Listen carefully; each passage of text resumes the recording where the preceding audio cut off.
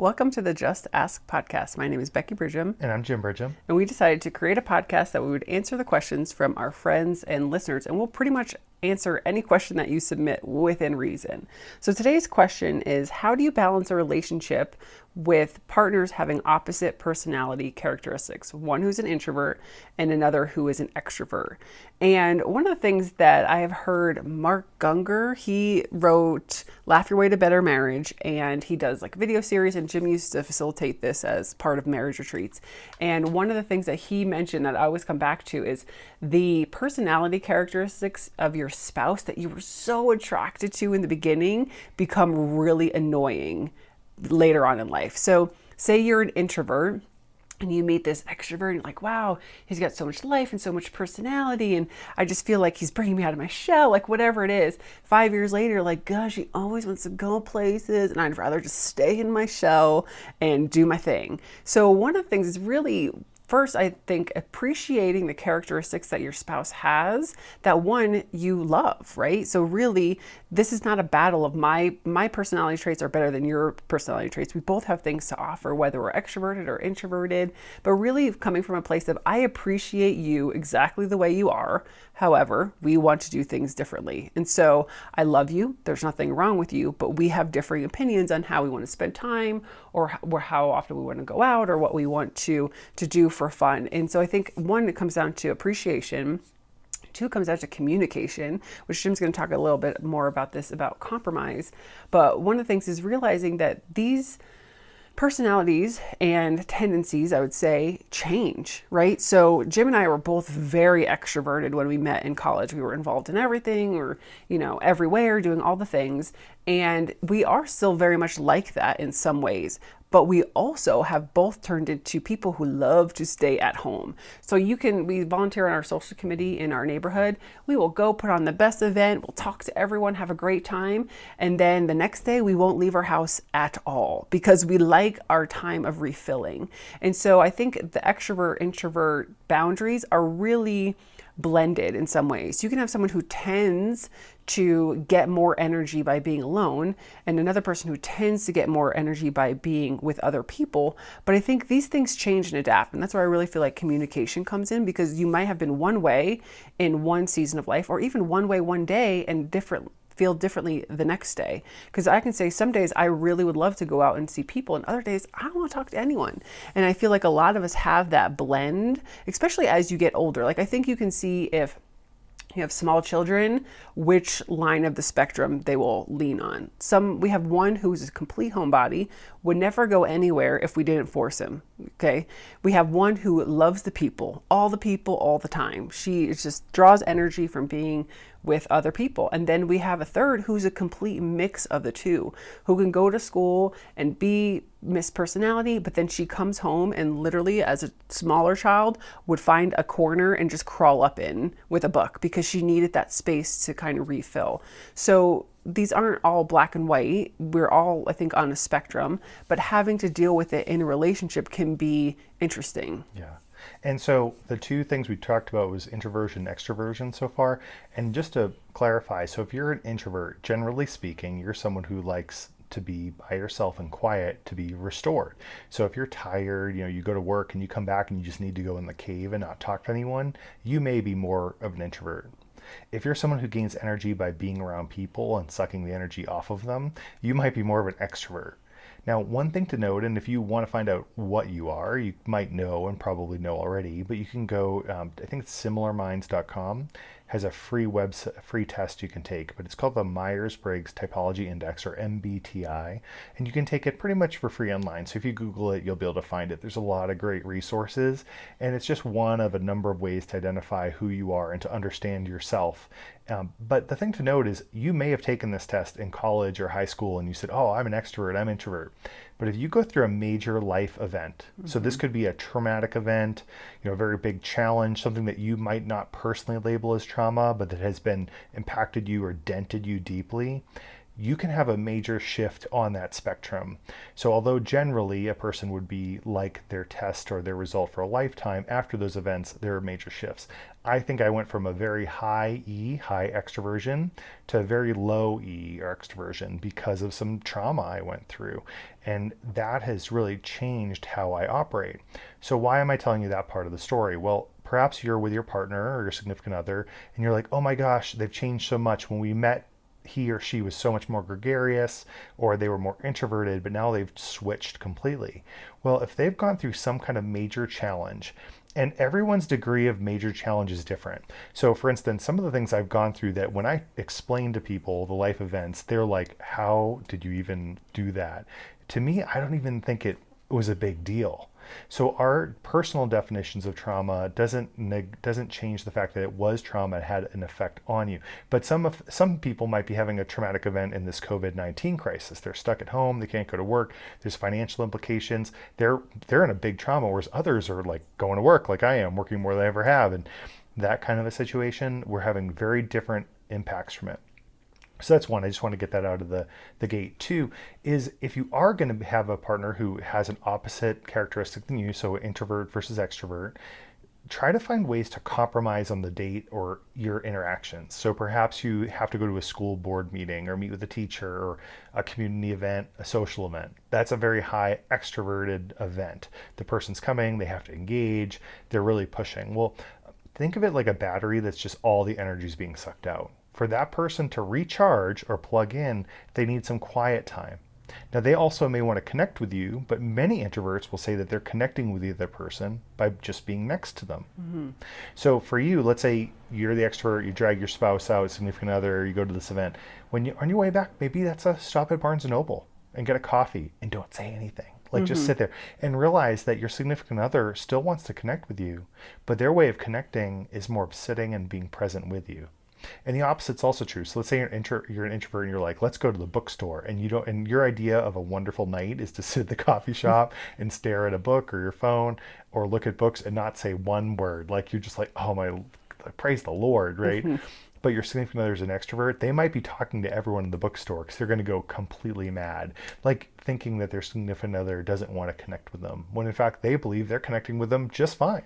So something to realize is that as an introvert, you'll have to say, hey, I need this, but what can we do to fill your cup? Just look for some way to communicate. Really, whether you use this Myers-Briggs Typology Index, the MBTI, or any kind of self-discovery tool like DISC, or I can laundry list FireOB, there's a ton of assessments. It's important that you both kind of get an understanding of each other.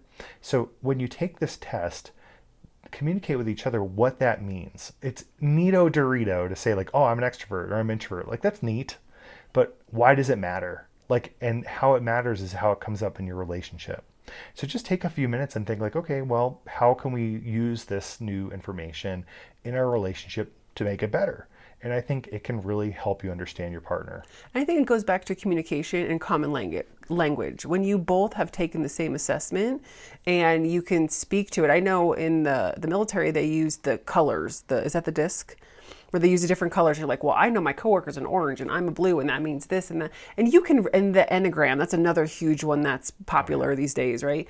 And here's the thing. Those are great assessments to give you a starting point, but they're not, cut and dry. Things are always like on a spectrum, but it gives you something to have common language with. And I think where it comes down to is you have to communicate with your partner and think even simple questions like, what makes you feel alive? What energizes you? What drains you? What makes you feel like I can't do this? And I think also having almost a veto card. If someone, and I'll speak with this, some military members have gone through traumatic experiences and they cannot go to places that are large crowds. You need that spouse needs to have the veto card. Like, I'm really uncomfortable with going to the state fair. You and the kids go, have a great time. I still love you, but that's communication, right? And then there's other times where maybe the introvert has the veto card, like, I really don't want to go because I just feel like being alone.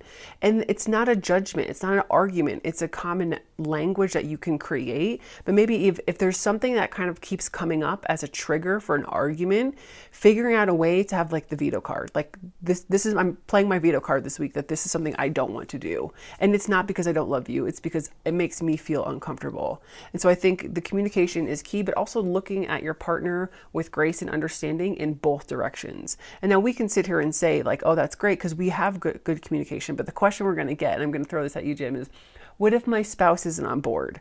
Like, what if they don't want to take an assessment? So I don't know if they're an orange, or I don't know if they're an extrovert. What do you say to that? I think it's a cop-out, first of all. I think having that ability to communicate and understand yourself, that I don't see anything negative of that at all. It's just a way to increase your compatibility. But the second thing is it means that you get to study and try to see who your partner is, because superficial appearances are not always the actual ground truth. Let me explain. One of the individuals who work for me, the super high performer, and this is, I guess, like 7-8 years ago, amazing guy. And I remember one time having this conversation about the MBTI, and I said, like, well, you're an extrovert. And he said, I am absolutely not an extrovert. And I work next to him 40 hours a week.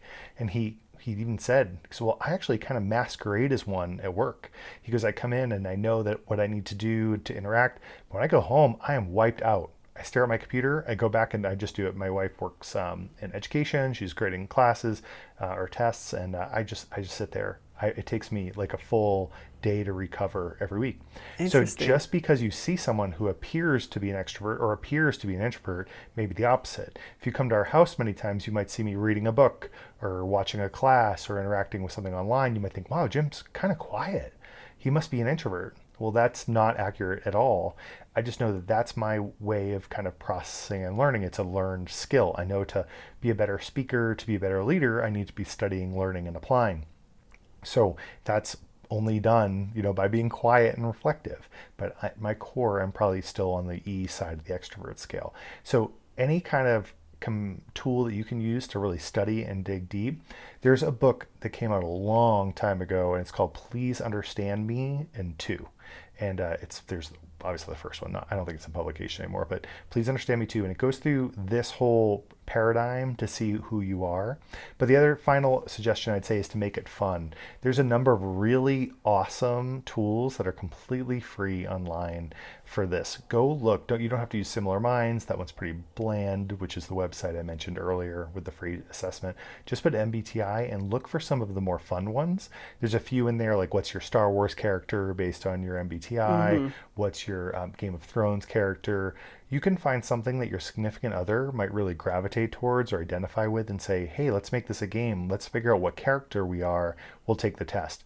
I know that seems kind of I think that's a great idea because sometimes, life is busy and we're all working hard, doing our best.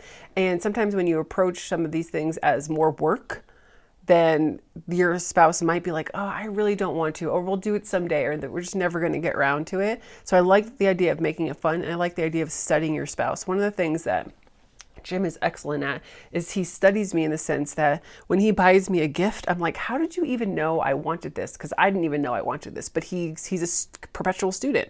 So he will study and be like, I know Becky will like this because I know her. And to me, that's a sign of deep love. Like, I appreciate that. The other side is I suck at buying Jim gifts. So that's an area. It's not because I don't love him or study him. I'm just like, dude, you're so hard to buy for. But anyway, side note. Yeah, and studying your spouse sounds kind of creepy. I just am very observant, and I don't think it sounds creepy. It sounds a little creepy.